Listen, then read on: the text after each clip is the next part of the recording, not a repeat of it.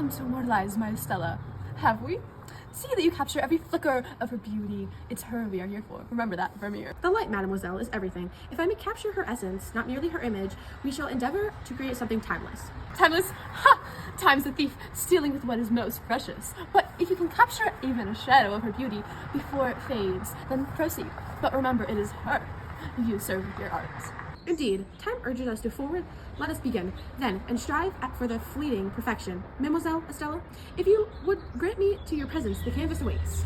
Very well, but do try to make me interesting. I wouldn't want to bore you or myself.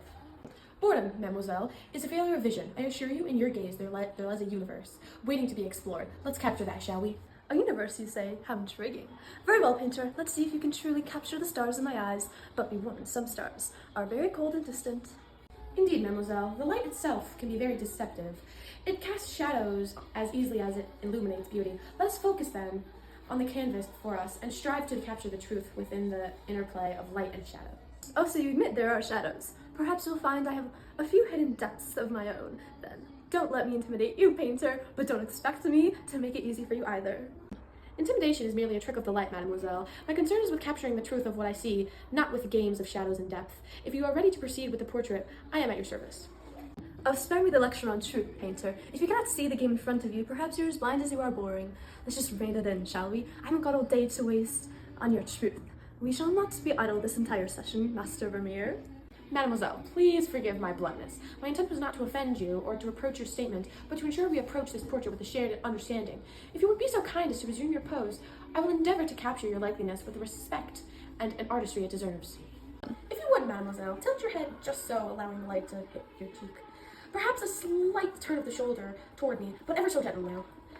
Let your gaze drift slightly above your eye level. Yes, precisely like that. Hold, if you please, just for a moment. Attention to detail is admirable. Tell me, does your dedication extend beyond the canvas? Perhaps you might find some time to capture a different sort of sense one evening.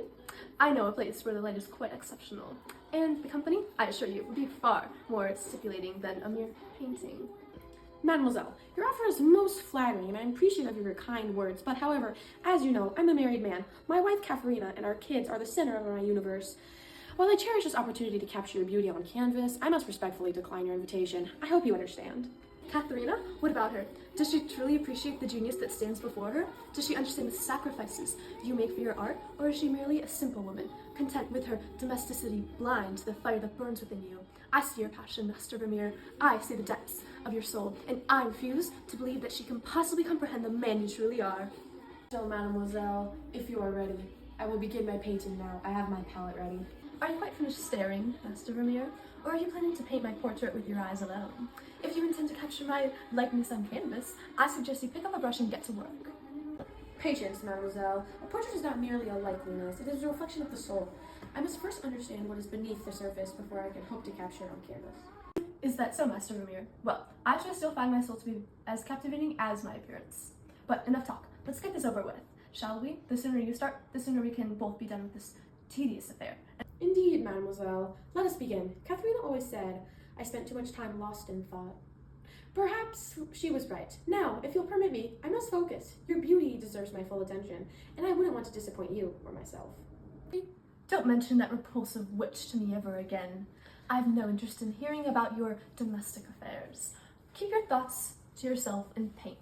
The next day. Shall we continue, Master Vermeer? I trust you've managed to keep your thoughts focused on the canvas and not on other matters. Mademoiselle, your beauty is most captivating, but my commitment to capturing your essence on canvas remains my utmost priority. Perhaps with each brushstroke, I can subtly weave in a lure that so enrails me while assuring the portrait reflects your true self. Master Vermeer, let's dispense with the pleasantries. Do you find me appealing? And more to the point, are you still interested in that date we had discussed? Or has your muse lost its allure? Mademoiselle, your beauty is most undeniable, and the prospect of spending time with your company is enticing. However, my obligations to Katharina and my children weigh heavily on my mind. While I confess I am drawn to you, my conscience demands I remain committed to my family, perhaps in another life. Master Vermeer, let's not pretend that Katharina and your children are insurmountable obstacles. I assure you, I'm more than capable of ensuring your well-being. Consider it handled. Now, shall we focus on what truly matters? Our connection? Mademoiselle, while your position is most exotic, I must insist that we return our attention to the painting. I've noticed that your expression is rather somber while painting. Perhaps a slight smile would better capture the warmth and flaccidity that I know you possess. Could you try that for me? Add more expound and depth to the masterpiece. Fine, Master Vermeer, but don't think you've heard the last of this. Is this satisfactory, or do you require more adjustments to avoid the real issue?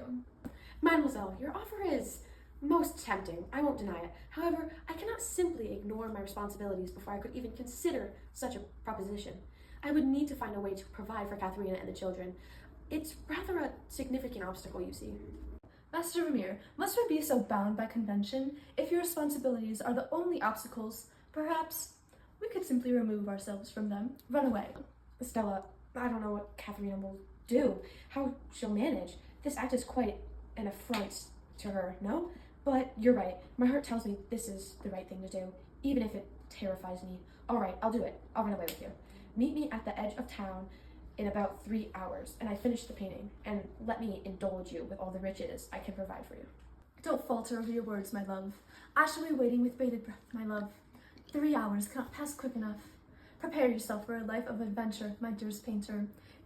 Vermeer, darling, before we embark on this grand adventure, you must gather your most prized and expensive possessions. You're right, Estella. I'll gather whatever I can. My paintings, of course, and whatever valuables I can find, but time is short. I must be discreet. Thank you, my dear. Your practicality is a welcome addition to my romanticism. Faster, unless we want Katharina to catch us and put an end to our escape before it even begins.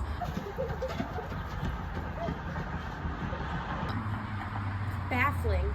Just baffling.